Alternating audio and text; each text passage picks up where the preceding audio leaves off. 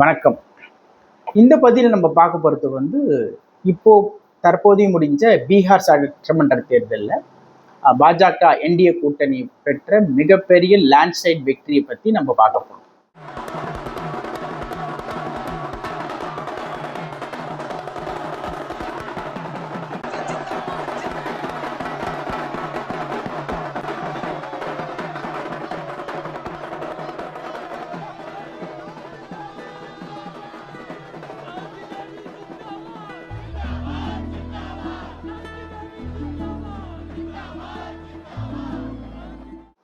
டெல்லியில் நடந்த குண்டுவெடிப்பு சூசைட் பாம்பிங்கு பற்றிய பதிவு தான் நான் போடலான்னு இருந்தேன்.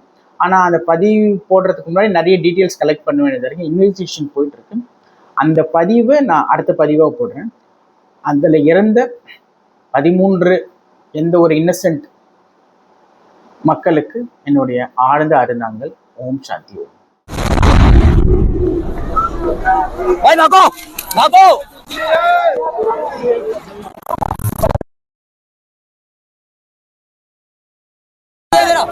இப்போ பீகார் நடந்த சட்டமன்ற தேர்தலை பத்தி நம்ம பார்ப்போம்.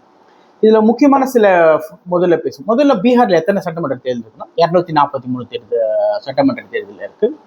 கடந்த 20 ஆண்டுகளாக 2005 முதல் பிஜேபி ஜேடியு கூட்டணி ஆட்சியில் இருக்கு.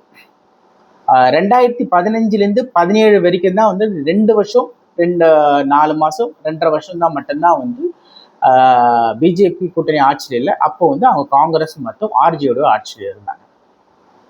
20 வருஷமா ஒரு கூட்டணி இருக்கு. இந்த வெற்றி எப்படிப்பட்ட வெற்றினா 1952 நடந்த வெற்றிக்கு அப்புறம் இதுதான் மிகப்பெரிய வெற்றியா கருதப்படுகிறது. ஓட்டர் டர்ன் அவுட்லையும் அதுக்கான டேட்டாஸை நான் ஒன்னா இப்போ சொல்லிட்டேன். 243 தொகுதிகளில் 101 தொகுதிகள் 101 தொகுதிகளிலும் பிஜேபியும் ஜேடியும் தலா 101 தொகுதியில போட்டிட்டாங்க. மித்த தொகுதிகளில் சிரான் பாஸ்வானுடைய பையனோட கட்சி எல்ஜேடின்னு ஒரு கட்சி, அது அங்க ஒரு தலித் கட்சி, அந்த கட்சி போட்டிட்டு 29 தொகுதிகள், மற்ற எதிரர்கள் ஒரு 7 தொகுதியில போட்டிட்டாங்க. Bihar has spoken, and it has spoken loud, it has spoken clearly, it has spoken without any footnotes. It couldn't have been a clearer election results than this. Sometimes the numbers tell the story, ladies and gentlemen, and sometimes the numbers scream. Tonight in Bihar they are screaming one thing. சட்டமன்ற தேர்தல் நடந்த 243 தொகுதிகளில் 202 தொகுதிகளை வெற்றி பெற்றிருக்காங்க. BJP 101 போட்டியில் 89, அதே 101 போட்டியில் ஜேடியு 85 ஜெயிச்சிருக்காங்க. ஸ்ட்ரைக் ரேட் பார்த்தீங்கன்னா 89 85%. Never heard of. செம்ம ஸ்ட்ரைக் ரேட். இப்படி ஒரு ஸ்ட்ரைக் ரேட்ல பார்க்கவே முடியாது. நிறைய கேப்ஸ் இருக்கும். அதே மாதிரி கூட்டணி கட்சிகளும் நல்ல ஸ்ட்ரைக் ரேட்டோட பெரும்பாலான வெற்றிகள் பெற்றிருக்காங்க. एनडीए की अब तक की सबसे बड़ी विजय इस चुनाव में पक्की है दोस्तों. இதுல முக்கியமா கவனிக்கப்பட வேண்டியது என்னன்னா, மகாராஷ்டிராக்கு பின் பீகார் ஒரு பெரிய மாநிலம். சட்டசபை தேர்தலில் ரொம்ப இம்பார்ட்டண்டான மாநிலம். 42 எம்பி சீட்ஸ் இருக்கு. இந்த சட்டமன்ற தேர்தலிலையும் மகாராஷ்டிரால எப்படி எதிர்கட்சியிலையும் அதே மாதிரி பீகார்ல இப்போ எதிர்கட்சியே இல்லை. 10% சீட் ஜெயிச்சாதான் எதிர்கட்சி, 10% சீட் ஜெயிக்கல. ஸோ எதிர்கட்சி இல்லாத ஒரு வெற்றி. அப்பனா இந்த வெற்றி எவ்வளவு பெருசுன்னு யோசிச்சு பாருங்க. ஜேடியுக்கு இது மிகப்பெரிய பூன், அதாவது மிகப்பெரிய கம்பேக். பிஜேபி போட்ட ஒரு மிகப்பெரிய டோசர்னு சொல்லலாம். ஏன்னா போன வாட்டி வெறும் 43 இடங்கள் தான் ஜெயிச்சாங்க. இந்த வாட்டி 85 இடங்கள்ல ஜெயிச்சிருக்காங்க. ஆல்மோஸ்ட் 100% எக்ஸ்ட்ராவா ஜெயிச்சிருக்காங்க. Credit goes to Narendra Modi and BJP कार्यकर्तास. இது ஒண்ணு. रुझानों में एनडीए 122 का आंकड़ा पार रही है, 122 पर पहुंच गई है. रुझानों में एनडीए की सरकार बनती दिख रही है. बहुमत में एनडीए आ चुका है 122 के आंकड़े के साथ. इस वक्त ये सबसे बड़ी खबर, सबसे सटीक और सबसे सच्ची खबर कि NDA has crossed the halfway mark. It is on the election commission website. Yes. 127 leads out of the 161 leads. RJD பார்த்தீங்கன்னா 25 இடத்துலையும் காங்கிரஸ் வழக்கம் போல போட்டியிட்ட 61 தொகுதிகளில் வெறும் 6 இடங்களில் வெற்றி பெற்றிருந்தது. ஸ்ட்ரைக் ரேட் பார்த்தீங்கன்னா 10. இதை சில பேர் எப்படி கிண்டல் பண்றாங்கன்னா,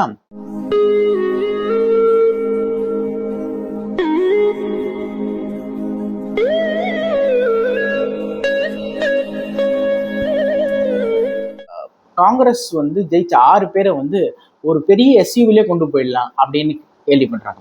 இதை மோடி அவர்கள் எப்படி கிண்டல் பண்ணாருன்னா, மோடி அவர்கள் எப்பவுமே தேர்தல் முடிஞ்ச அன்னைக்கு ஒரு 8 மணிக்கு பிஜேபி ஹெட் குவார்ட்டர்ஸ்ல வந்து ஒரு மக்களுக்கு வந்து உரையாற்றுவார், கட்சிக்காரங்களும் உரையாற்றுவார். அதில் அவர் என்ன சொன்னாருன்னா, 2024 பாராளுமன்ற தேர்தலுக்கு பின் நடந்த 6 தேர்தல்கள், அதாவது ஹரியானா, மகாராஷ்டிரா, ஜார்க்கண்ட், டெல்லி, ஜம்மு அண்ட் காஷ்மீர், இப்போ பீகார், இந்த 6 மாநில தேர்தல்களில் மொத்தமே காங்கிரஸ் ஜெயிச்சது வந்து 89, 81 பீகார்ல வந்து பிஜேபி ஜெயிச்சது 89. ஸோ இது மொத்த கூட்டம்னா கூட பீகார்ல ஒரு ஸ்டேட்ல ஜெயிச்சது வந்து காங்கிரஸால ஜெயிக்க முடியலன்றது காங்கிரஸுடைய நிலைமை எந்த அளவுக்கு தாழ்ந்து போயிருக்கும், எவ்வளவு பலவீனமா இருக்குன்றதுக்கான ஒரு சிறந்த எடுத்துக்காட்டு. இப்போ வந்து பாத்தீங்கன்னா वोट शेयर वरुण कहते हैं मोदी वोट से बोलता है, भोंकना तो कुत्ता है, लेकिन तुम अपने से गलती मत करो। मोदी चोर है, अभी बोल फालतू चीज मत बोलो, आगे होगा बेटा।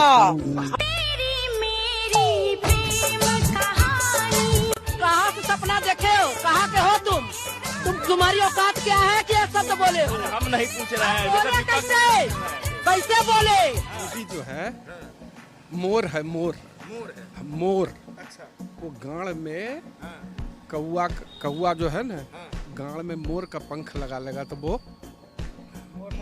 मोर नहीं बन पाएगा, इसलिए ये जो है मोदी आएंगे, मोदी हमारे। अरे मोदी महंगाई बढ़ा दिया। कोई बात ना, महंगाई बढ़ा दिया तो हमारे सब हो जाएगा एडजस्ट, हाँ एडजस्ट कर लेंगे। पैसा मिला है वही चाहूँ तो मोदी का वोट हो। जी से मतलब है, मैथिली से मतलब नहीं है। मोदी जी उसको भेज दिया था, हम लोग तो मोदी जानते हैं, मैथिली ठाकुर तो मधुबनी के हैं, लेकिन हम लोग अगला बार भी मोदी के नाम पर देते, इस बार भी हम लोग Modi. Record braking turn over ஆயிருக்கு. அதாவது பார்த்தீங்கன்னா 66.9% வந்து ஓட்டு பதிவாயிருக்கு. 1972க்கு அப்புறம் இதுதான் மிகப்பெரிய டேர்ன் ஓவர்னு சொல்றாங்க. 51க்கு அப்புறமா this is the best turn over, அதாவது மொத்த ஓட்டு பதிவில் இதுதான் மிக ரெக்கார்ட் பிரேக்கிங் ஓட்டு பதிவுனாங்க. அதுல முக்கியமான கவனிக்கப்பட வேண்டியது என்னன்னு பார்த்தீங்கன்னா, பெண்கள் 11% அதிகமா இந்த தடவை வந்து ஓட்டு போட்டிருக்காங்க. பெண்களுடைய ஓட்டு பதிவு வந்து 11% ஆயிருக்கு. இதனால பிஜேபி வெற்றி பெற்றிருக்கான மிகப்பெரிய காரணமாகவும் இது அமைஞ்சிருக்கு, அதுக்கான டேட்டாவும் இருக்கு. அதாவது 66.9% ஓட்டு பதிவாயிருக்கு. இது 2 ஃபேஸா நடந்துச்சு. நவம்பர் 7ஆம் தேதி ஒரு ஃபேஸ் 122 தொகுதிகளுக்கும், நவம்பர் 11ஆம் தேதி 121 தொகுதிகளுக்கும் நடந்தது. ரிசல்ட்டு நவம்பர் 19ஆம் தேதி குழந்தைகள் தினத்துக்கு வெளிவந்தது. இது எனக்கு தெரிஞ்சதே வச்சிருப்பாங்கன்னு நினைக்கிறேன். குழந்தைகள் தினத்துல ராகுல் பப்பு வந்து ஏன் இப்படி ஹர்ட் பண்றாங்கன்னு சில டைம்ல எனக்கு பிஜேபி பார்த்தா கொஞ்சம் கூட உங்களுக்கு மனசாட்சியே இல்லையா? ஒரு குழந்தைய எவ்வளவுதான் நீங்க வந்து ஹர்ட் பண்ணுவீங்கன்னு எனக்கு புரியல. लेकिन ये साला कर क्या रहा है यहाँ पे? नहीं तरुण के यहाँ कुछ तो गड़बड़ है, जरूर कोई ना कोई कर।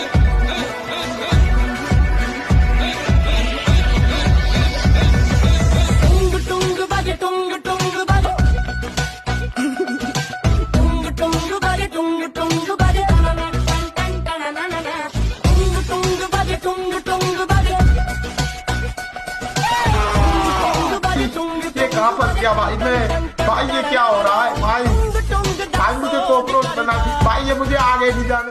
இப்போ ஓட்டு சதவீதத்துக்கு நம்ம வரும். அதாவது பாத்தீங்கன்னா ஓட்டு சதவீதத்துல வந்து எதிர்கட்சிங்க என்ன சொல்றாங்கன்னா, ஆர்ஜேடி தான் லார்ஜஸ்ட் பார்ட்டி, ஏன்னா அவங்க வந்து அதிகமான ஓட்டு வாங்கியிருக்காங்க. ஆமா, 23% ஓட்டு வாங்கியிருக்காங்க. பிஜேபி 20% வாங்கியிருக்காங்க. ஜேடியு வந்து 19% வாங்கியிருக்காங்க. காங்கிரஸ் வந்து 8% வாங்கியிருக்கு. கரெக்டு தான். ஆனா பிஜேபியும் ஆர்ஜேடியும் போட்டியிட்ட தொகுதிகள் 101.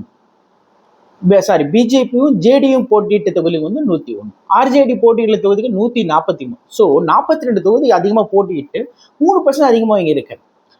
சில அரசியல் விமர்சகர்கள் என்ன சொல்றாங்கன்னா, this was a golden chance, BJP should have contested in more seats ன்னு சொல்றாங்க. அதாவது இந்த டைம் பிஜேபி ஒரு 140 தொகுதிகள், அதே ஆர்ஜேடி எவ்வளவு போட்டி அந்த தொகுதியில் போட்டி இருந்தா தனி பெரும் கட்சியாவே ஆட்சி அமைச்சிருக்கலாம். யாரோட தயவு இருந்திருக்கா வேண்டாம், திஸ் வாஸ் த ரைட் டைம்னு சொல்லியிருந்தாங்க. எப்படி மகாராஷ்டிரால வந்து பெரும்பாலுமே பான்மைக்கு வெறும் 5 தொகுதிகள் தான் கம்மியா இருக்கு, 140 தொகுதிகள் ஜெயிச்சாங்க. பெரும்பான்மைக்கு 145 தேவைப்பட்டது.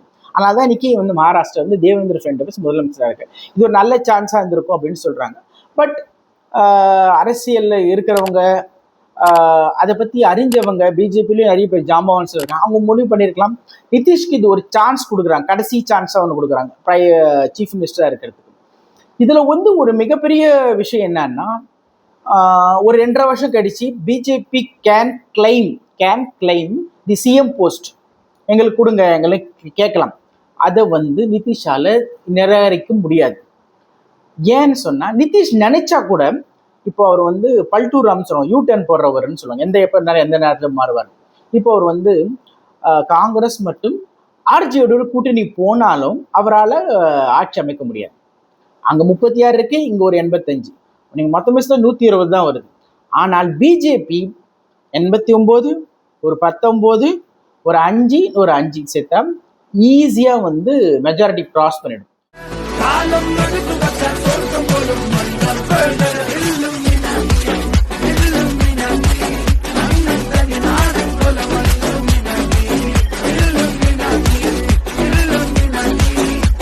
அப்படி அவர் கால் நகர்த்தினாருன்னா அவர் தன் மண்ணிலேயே தலையிலேயே மண்ணை வாரி போட்டதுக்கான சமம். அவர் இப்படி பண்ண மாட்டாருன்னு நம்புறாங்க. பாஸ்வான் கட்சியில 29 சீட் கொடுத்தாங்க.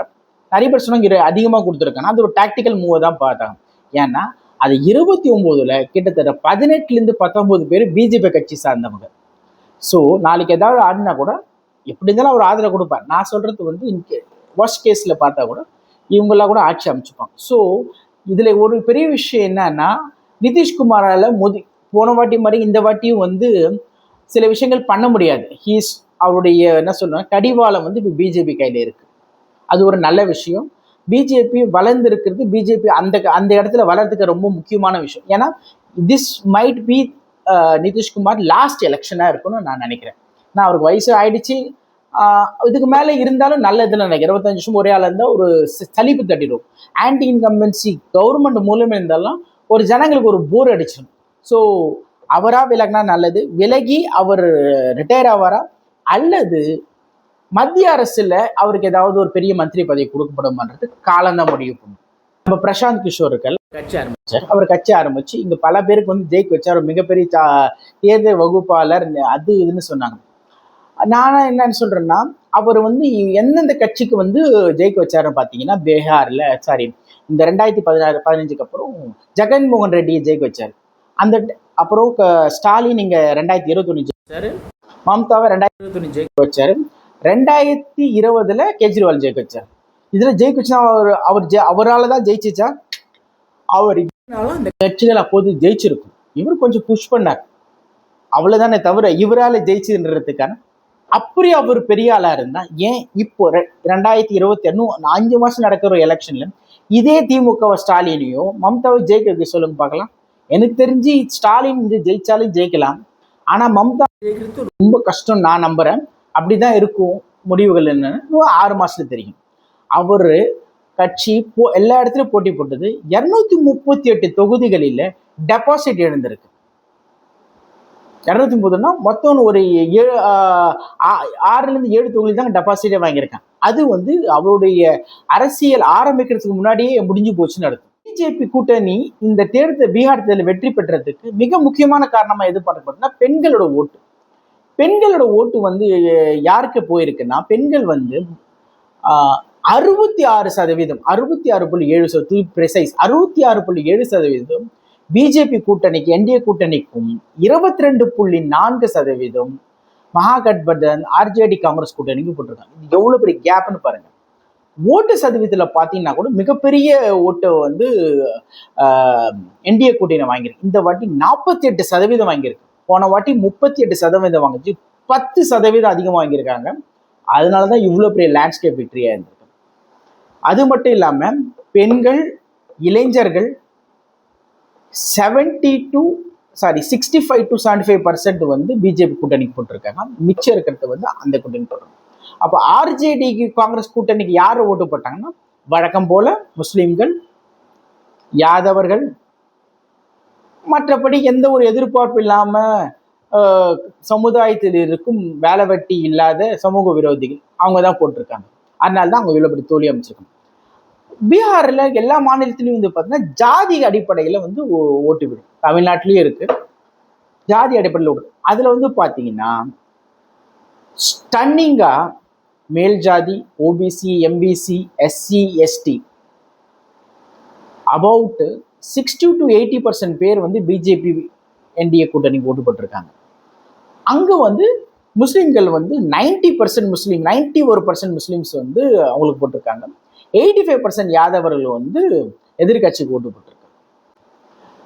இதுல இன்னொரு முக்கியமான விஷயம் கவனிக்க வேண்டியது என்னன்னா, ஃபர்ஸ்ட் டைம் ஓட்டர்ஸ் இருக்காங்களா, 18 to 19 வயசுக்குள்ள ஃபர்ஸ்ட் டைம் ஓட்டர்ஸ், அவர்களில் 85% பேரு பிஜேபி தேர்ந்தெடுத்திருக்காங்க. ஃபர்ஸ்ட் டைம் ஓட்டர்ஸ் பெண்கள் இந்த கூட்டணிக்கு 200 சீட் தாண்டதுக்கு மிகப்பெரிய பலமாகவும் ஆதரவாகவும் இருந்திருக்காங்க.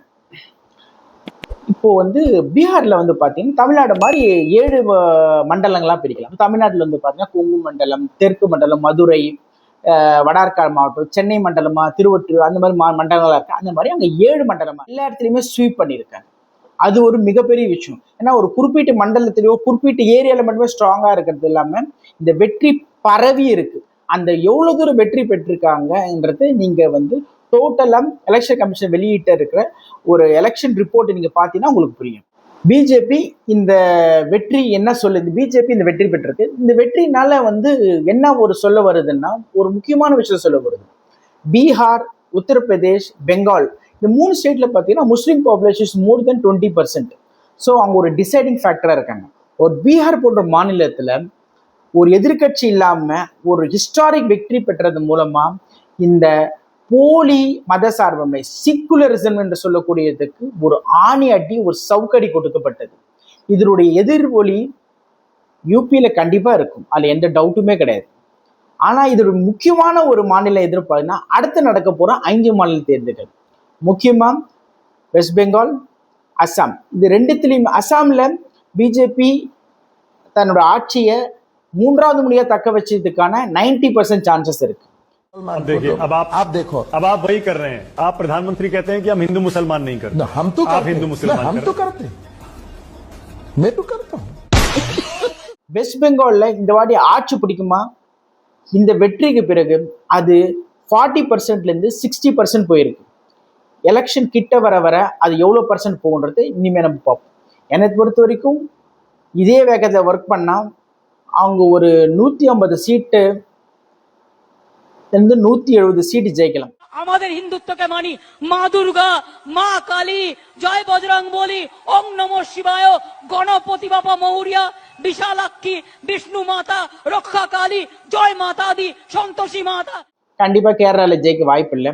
காங்கிரஸ் இல்லை கம்யூனிஸ்ட் தான் வரும். 15% ஓட் ஷேரை 20+ கொண்டு போறதுக்கான முயற்சி பண்ணலாம். ஒரு 5 ஒரு 4 எம்எல்ஏக்கள் ஜெயிக்கிறதுக்கான வாய்ப்பு உழைக்கலாம். ஸோ ஒரு முதல் படியா இருக்கும். பாண்டிச்சேரி சொல்லவே முடியாது, அது ஒரு சின்ன மாநிலம், மொத்தமாகவே சேர்த்தாலே சில லட்சங்கள் தான், 30 சட்டமன்ற தொகுதிகள் தான் இருக்கு. அது வந்து ஜெயிச்சாலும் ஜெயிக்கலாத ஒரு பெரிய பாதிப்பு ஏற்படுது. பட் இட் வில் ஆட், சின்னதாக ஒரு சாப்பாட்டில் ஒரு சின்ன பொரியல் கூட்டு வைக்கிற மாதிரி அது ஒன்று, அது ஒரு பெரிய. முக்கியமானது தமிழ்நாடு. இந்த தமிழ்நாட்டில் பிஜேபி இந்த வெற்றி தமிழ்நாட்டில் வந்து பெரிய தாக்கத்தை உண்டாக்கணும், என்னை பொறுத்த வரைக்கும் உண்டாக்காது. காரணம் என்னன்னா, பிஜேபி தமிழ்நாட்டில் அண்ணாமலை ரிமூவ் பண்ணதுக்கு அப்புறம் they don't have a face, ஒரு மாஸ் லீடர் இல்லை. எப்பவே பாருங்க, எந்த ஒரு தேர்தலிலுமே எந்த ஒரு விஷயத்திலுமே ஒரு தேர்தல் வெற்றின்றது ஒரு லீடரை பார்த்து தான் போடுவாங்க. அந்த லீடர் வந்து அப்பீலிங்கா மாஸா இருக்கணும், நிறைய பேருக்கு ரீச்சா இருக்கணும், அவர் ஒரு ஸ்ட்ராங் லீடரா இருக்கணும். இப்ப இருக்கிற தலைமைக்கு எதுவுமே கிடையாது. அதோட கூட்டணி வச்சிருக்கிறது இந்த ஜெயலலிதாவுடைய அதிமுக இல்லையா? இல்ல, இது வந்து எடுபடியாவுடைய அதிமுக. ஒரு 0+0 வந்து இஸ் ஆல்வேஸ் 0. அதனால என்னை பொறுத்த வரைக்கும் பிஜேபி இந்த வெற்றி பாதிக்காத ஒரே மாநிலம் நான் பார்க்கறது தமிழ்நாடாக தான் இருக்கும். தமிழ்நாட்டில் பிஜேபி பழையபடி நோட்டாக்குள்ள தான் போட்டி போடுறதா இருக்கும். என்னை பொறுத்த வரைக்கும் 5% 6% ஓட்டு வாங்கினாலே பெரிய விஷயமா இருக்கும்னு நான் நினைக்கிறேன். இது போகிற காலத்தில் பார்ப்போம், காலங்கள் மாறலாம். இப்போ அரசியல் எதுவுமே சொல்ல முடியாது இல்லையா, யார் வேணா எப்படி வேணா கூட்டணி அமைச்சு எப்படி வேணா ஜெயிக்கலாம். பட் ஜெயிக்கிறதுக்கான வாய்ப்புகள் மிக மிக மிக மிக மிக குறைவு until some miracle happens. இது ஒன்று. ஏன்னா ஹரியானாவில் தோப்போன்னு நினச்சி ஜெயிச்சாங்க 3வது முறை, மகாராஷ்டிராவில் 3 முறை பம்பர் வெற்றி, டெல்லியில 26 வருடங்களுக்கு பின் ஜெயிச்சாங்க. 2017 ஜெயிக்க வேண்டியது கோட்டை விட்டாங்க, இந்த வாட்டி ஜெயிச்சாங்க, உழைச்சாங்க, ஜெயிச்சாங்க. அதுக்கப்புறம் பீகார், பெரிய மாநிலங்கள், இதெல்லாம் ஒரு உத்வேகத்தை கொடுக்கும் கட்சி தொண்டர்கள் மத்தியில. பிஜேபி எப்படி பயன்படுத்துகிறது தான் பார்க்கணும். இதோட முக்கியமான கன்க்ளூஷன் எங்க இருக்குன்னா, பெங்கால் வெற்றி தான் பிஜேபிக்கு. இதை இந்த வெற்றி ஆரம்பிச்சு பெங்கால்ல முடிஞ்சாதான் அது ஒரு மிகப்பெரிய வெற்றியா இருக்கும். அது மட்டும் இல்லாம அடுத்து வரப்போற முக்கியமான எலெக்ஷன்ஸ், என்னை பொறுத்தவரைக்கும் அடுத்து வரப்போற முக்கியமான எலெக்ஷன்ஸ் வெஸ்ட் பெங்காலுக்கு அப்புறம் யூபி, குஜராத், கர்நாடகா, தெலுங்கானா, மத்திய பிரதேஷ், ராஜஸ்தான், சத்தீஸ்கர், இதுதான் முக்கியமானதா இருக்கும். இந்த வெற்றியை தொடர்ந்து அப்படியே ஃபார்வர்ட் பண்ணிட்டே வரந்தா, டேக் இட் ஃபார்வர்டா பண்ணலாம். எனக்கு தெரிஞ்சு காங்கிரஸ் இப்போ 3 மாநிலம் தான் ஆட்சியில் இருக்கு, கர்நாடகா, தெலுங்கானா அண்ட் ஹிமாச்சல் பிரதேஷ். இது 3த்துலையுமே தோக்குன்றது 91% என்னோட நம்பிக்கை. பெரும்பாலானோட அரசியல் தெரிஞ்சவங்களோட ஒரு ப்ராஸ்பெக்டிவா இருக்கு, வியூவா இருக்கு என்ன மாதிரியே. ஒருவேளை அது மாதிரி நடந்துச்சுன்னா 2029 தேர்தலுக்கு போகும்போது காங்கிரஸ் ஒரு சிஎம் கூட இருக்க மாட்டாங்க. நன்றி, ஜெய் ஹிந்த்.